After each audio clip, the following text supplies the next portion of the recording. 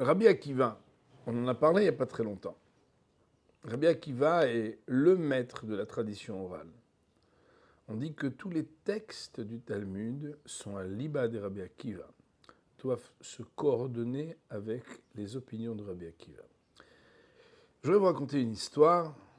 Une fois Rabbi Akiva, qui, comme vous le savez, a fait teshuva à l'âge de 40 ans. Et oui, il n'est jamais trop tard, surtout de voir ce qu'il a pu devenir. On comprend que c'est très encourageant. Alors bon, non pas qu'on puisse tous devenir aussi grands que Rabbi Akiva, mais on pourrait devenir le Rabbi Akiva qui est caché à l'intérieur de nous-mêmes, chacun à son niveau. Il n'en reste pas moins que lorsqu'il a commencé à faire teshuva, il a trouvé sur son chemin un met mitzvah. Un met mitzvah, met veut dire un mort, mitzvah qui donne un ordre. Un met, quand il est mort, il ne donne pas d'ordre. Non, un met mitzvah, c'est quelqu'un qui n'a personne pour l'enterrer. Il arrive parfois, quelqu'un qui n'a pas de parents, pas d'époux, pas d'enfants, pas d'amis.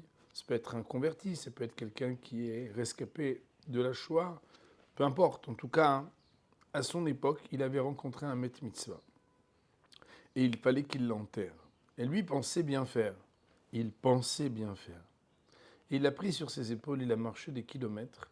Vous savez, en plus, comme c'est lourd de porter quelqu'un qui a quitté ce monde.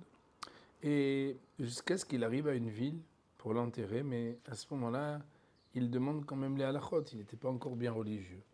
Et on lui fait savoir que même si ses intentions sont bonnes, si c'était à refaire, il n'aurait pas dû le refaire. Pourquoi ? Parce que Met Mitzvah connaît, mais comment ? Quand quelqu'un est décédé, on doit l'enterrer là où on l'a trouvé, et pas ailleurs.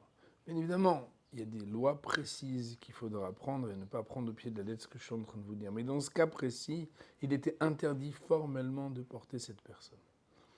Rabbi Akiva était triste parce qu'il avait fait quelque chose qu'il n'aurait pas dû faire. Si c'est arrivé à Rabbi Akiva, ça nous arrive à chacun d'entre nous. Chacun d'entre nous imagine qu'il sait les mitzvot parce qu'il a du bon sens et des bonnes intentions avant même de les avoir étudiées. Eh bien non. Dans la vie, pour pouvoir pratiquer les mitzvot, tout simplement, il faut les apprendre. Et quand les gens vous disent « Non, mais moi, je fais beaucoup de bonnes actions hein. », mais il se réfère à lui-même en essayant de réfléchir. Qu'est-ce que lui, il aimerait faire ? Mais quand tu fais ce que tu veux, tu te sers à toi-même pour pouvoir servir à la volonté du Créateur. Il faut l'étudier dans les détails pour pouvoir la réaliser. C'est la raison pour laquelle recevoir la Torah, c'est revisiter les choses que j'imaginais bien faire pour apprendre à les faire convenablement, véritablement et en phase exacte avec les préceptes de la Torah.